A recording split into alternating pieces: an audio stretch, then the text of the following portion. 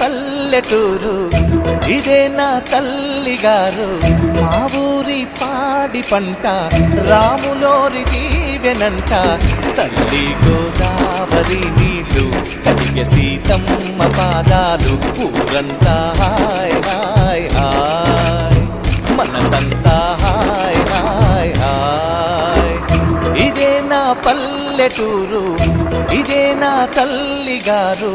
మా ఊరి పాడి పంట రాములోరి దీవెనంట.